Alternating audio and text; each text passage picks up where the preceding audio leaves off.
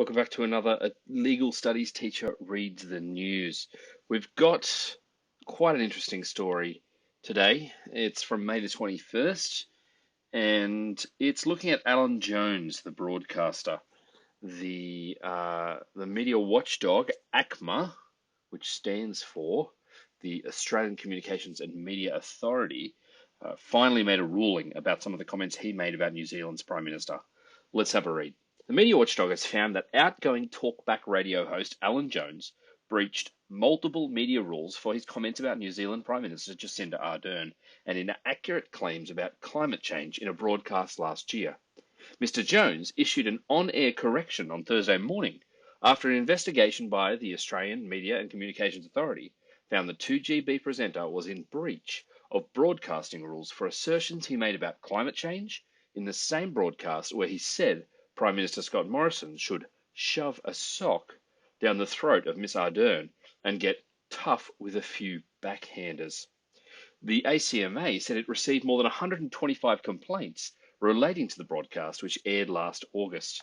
Mr. Jones' comments, which ultimately cost his show up to 50% of its revenue, were made following Miss Ardern's warning at a Pacific Island forum in Tuvalu that Australia would need to answer to the Pacific on climate change. The broadcaster, who announced his retirement from radio last week, made an on-air apology on the same day as the broadcast and an on-air clarification the following day. He also provided a written apology to Ms. Ardern, and 2GB owner Nine told the ACMA it had counselled Mr. Jones. Nine is also the owner of this masthead. So what is happening here? Well, we've got this authority, the ACMA, here it is, the Australian Communications and Media Authority, who regulate communications and media to maximise economic and social benefits to Australia. So who are they? What do they do? So they're an independent Commonwealth statutory authority, and they make decisions, and an executive team oversees their work. So here's the authority. So they've got a chair, a deputy chair, 3 full-time members, and 3 associate members at the moment. They're appointed, note, by the Governor General. So they're supposed to be independent. They're not supposed to be a partisan organisation. And going through some of these members, they're all highly experienced people, very, very impressive resumes. And their job is to look at complaints and make rulings based on whether anyone has breached the codes. Now, what are the codes? Let's have a look. So they sit and manage rules about communications, license people, organisations and products to operate in Australia, look into complaints and problems and take action when rules aren't being followed, and they plan and manage the airwaves and make space for new services like 5G. So their internet, phone, TV, radio content, spectrum and equipment compliance. If we have a look at their compliance, here we go. Our role in compliance and enforcement, we work with industry to help make sure the laws are followed and that consumers are not negatively impacted. So there's the legislation that they enforce, a whole bunch of legislation, broadcasting services, radio, telecommunications, do not call register, interactive gambling. So it's a cracking organisation. You'll hear me use that all the time, that term. I'm sorry if you get bored of it, but it's a really good organisation for showing how rules are enforced, so taking the right enforcement action, and what they can do and what laws allow them to do that, how they help consumers. So we provide information and advice to help consumers be more aware of their rights, understand whether they complain to us or another authority, and protect themselves against companies that are not following the law. And they help companies and individuals in the sector do all this, understand the laws, have the right licenses, improve the way they deal with consumers, and complete any required reporting. Okay, so if we're looking at legal studies, we jump down to consumers, all the things these guys fit into. So, the role of the law in encouraging cooperation and resolving conflicts. Okay, so they're helping consumers and supporting industry here. Issues of compliance and non-compliance, so all these laws they're breaching. Laws are referring to consumers as a reflection of changing values and ethical standards. So thinking through what happens when people complain. So how did this come about? People in the community made a complaint about Alan Jones. So what are they doing? They're looking and see if he's breached the rules. The effectiveness of legal and non-legal response in achieving justice for consumers. So what's happened here? Mr. Jones has made these comments. They have found that he's breached the rules. Let's continue on. But despite those efforts, brands such as retailers, Coles and Bing Lee abandoned his top rating show, which usually makes about $12 million a year. Nine Radio, formerly known as Macquarie Media, conducted a review of his show and other radio programs on 2GB and Brisbane's 4BC. Industry sources said the revenue never recovered. So this is a clear example where consumers have actually kind of responded with their feet. So they've actually left. A whole bunch of sponsors have said, no, we think consumers think these comments are so bad and that Alan Jones has really put his foot in it for the final time, and they've pulled their money from the show. It's an example of what can happen in an open market where a radio show is based on ratings and they make money based on how many people are listening and therefore how much they can charge for ads. This is Nerida O'Loughlin. She's this person. Okay, so this is Nerida here. She's the chair. She says the repeated use of violent metaphors by Mr. Jones and his apparent encouragement of aggressive silencing of Ms. Ardern was highly offensive and did not meet contemporary community expectations. There's laws relating to consumers as a reflection of changing values and ethical standards. This was evident in the public display of outrage from the community, actions by advertisers and actions by then chairman of Macquarie Media, who publicly stated any recurrence of this type of comment would result in the termination of Mr. Jones' contract. Once again, reflection of values and ethical standards. This had been put up with in the past, and it's clearly not being put up with now. Anyone looking at Alan Jones as a broadcaster will see time after time after time him breaching these codes. And obviously it got to the point where the public weren't having it anymore. This is I think it's Loughlin, my apologies, narrator, if I'm getting your name wrong, said that given Mr. Jones' imminent retirement, the ACMA would not take any action regarding breach of decency. So basically they've said, we're giving you a bit of a break because you're about to retire. Jones surprised listeners by announcing he'd stepped down for health reasons after a 35-year record-breaking career that included blah, blah, blah, blah, blah.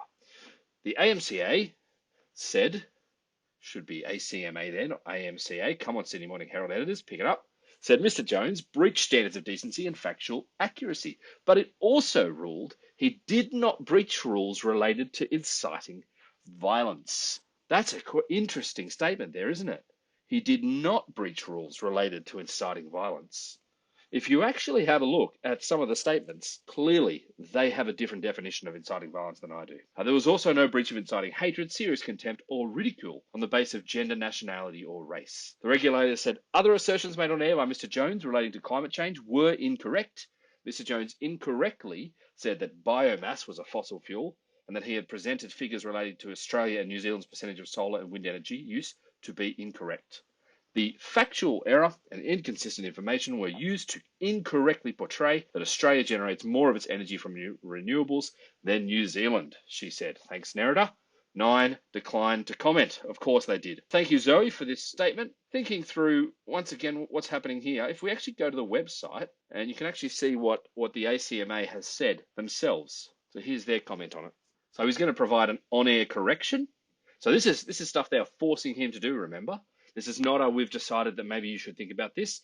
These guys have the authority to enforce the law. They say he breached decency rules. They received 125 complaints. It's clear that Zoe was reading from this when she made hers. This is the statements that he's made, that they've decided are not inciting violence.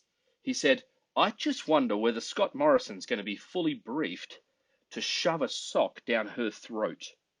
Okay, so remember, that's just an indecent statement. No incitement of violence there. This one I really go, He says, now I hope Scott Morrison gets tough here with a few backhanders. Now, I'm not sure what a few backhanders mean in your vernacular, but for me, that sounds like he's suggesting, and he's hoping, that Scott Morrison takes his hand out and slaps Jacinda Ardern across her face. That's just how I read it. But I, once again, from a legal point of view, perhaps this language is just a little bit too vague or esoteric to fit the legal definition of inciting violence, as does the phrase, I hope he goes for the throat this morning.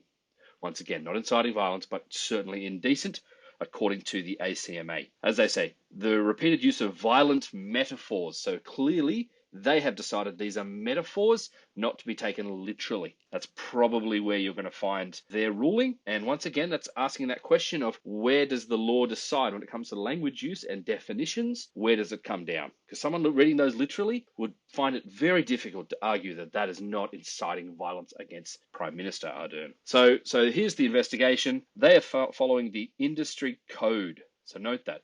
So Lachlan said, broadcasters had a responsibility under their own industry code to use reasonable efforts to ensure the facts they are presenting are accurate. So this is about him just making up stuff about climate change, which he was well used to doing. He did it all the time. So where are we looking at for consumer law here? Well, clearly, consumer address, awareness and help and self-help when it comes to the ACMA certainly helps. The ACMA is from memory, federal. Yep, so it's a federal government organization. You'd also say it works with industry, and it's talking about the industry code when they're working through all this kind of thing, the role of the media for consumers, most certainly, and consumer remedies when it comes to individuals who are really unhappy with the fact that they're listening to a man suggest that the Prime Minister of our country give a few backhanders to the Prime Minister, the female Prime Minister of another one. They sought redress and they called ACMA and a ruling has been made.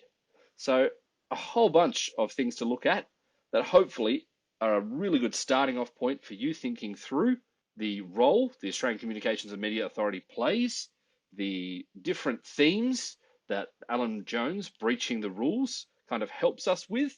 And it's a really nice example if you're looking for a contemporary issue, the question of shock jocks, which Mr. Jones certainly is, and how literal we should take the words that they're saying and how much of an account should be held to their accuracy of the words that they are saying when it comes to talking about such policy things as this. One of the other things that you're really thinking about, and there was another article about Alan Jones in the Sydney Morning Herald, which was Final Rebuke.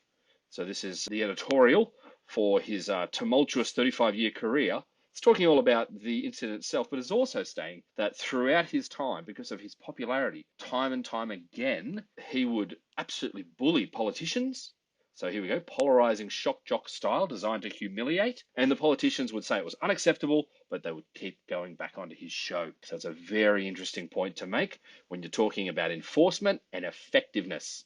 How effective were the various things that were responses that were made to this man who spent a career being misogynistic at times, with comments about Australia's Prime Minister, about, she deserves to be chucked into a chuff bag and put out to sea, various other things where really you'd have to say, if this is the final, breach of the rules that he's made, it probably wasn't the ACMA that caused him to stop. It was actually a market response. It was a changing of values and ethical standards where the community and consumers had had enough of it. So a really interesting study for you to have a think about and to read up on and see his career and how legal responses were made to it. Finally ending with a massive stripping off of all the advertisers of his show, the ACMA ruling that he breached the rules that one final time, and finally him retiring on medical grounds.